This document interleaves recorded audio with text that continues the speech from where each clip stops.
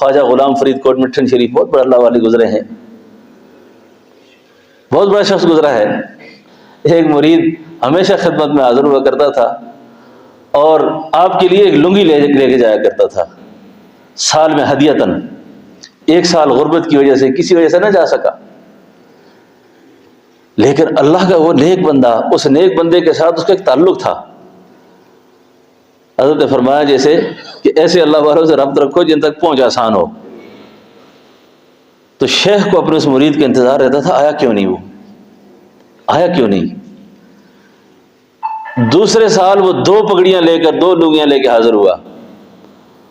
تو شیخ نے پوچھا کیوں تاخیر کی، کیوں نہیں آئے تھے؟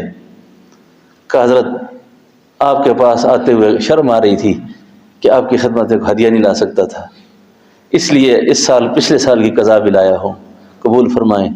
فرمایا ماچس لاؤ، ماچس لاؤ، اس کو آگ لگا دو، آگ لگاؤ ان دونوں کو۔ آگ لگ گئی۔ مرید باصفا کہنے لگا حضور اتنے دور سے آتا تھا، محبت سے آگ لگ گئی۔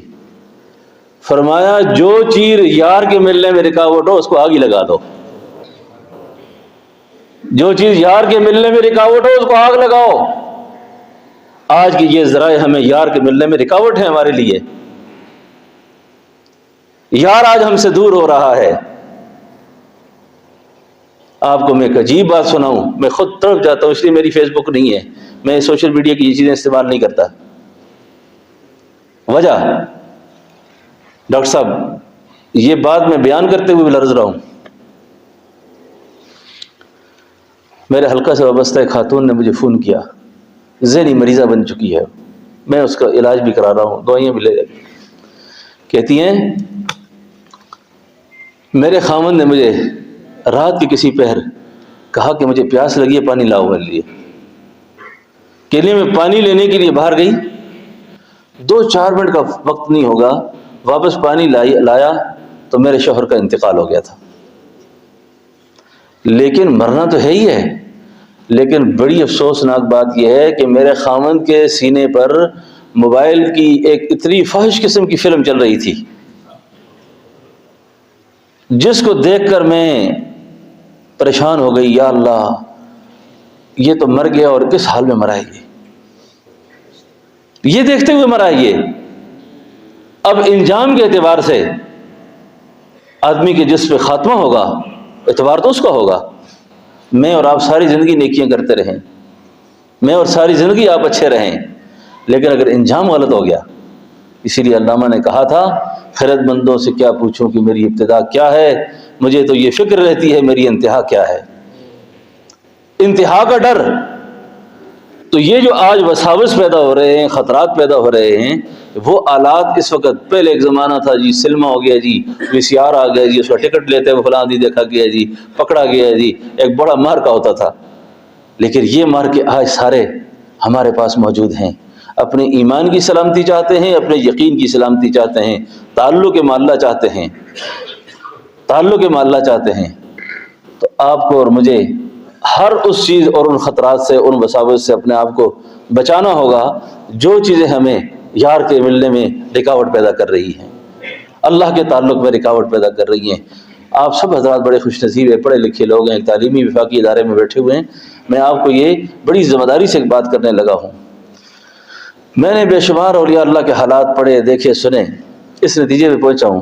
ایک عارف نے بڑی نصیحتاً ایک مرید کو لکھا کہ 40 سال جس شخص کی عمر ہو جائے، 40 سال،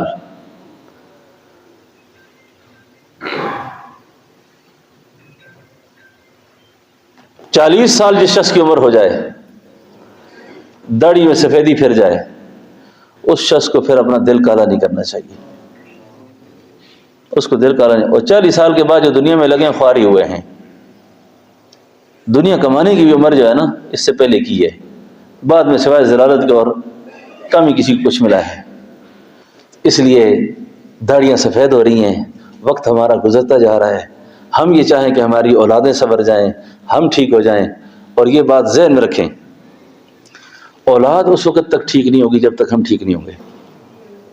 جن لوگوں کو یہ خیال ہے نا کہ میری اولاد نیک ہو، اولاد نیک نہیں ہو سکتی جب تک میں ٹھیک نہیں ہوگا۔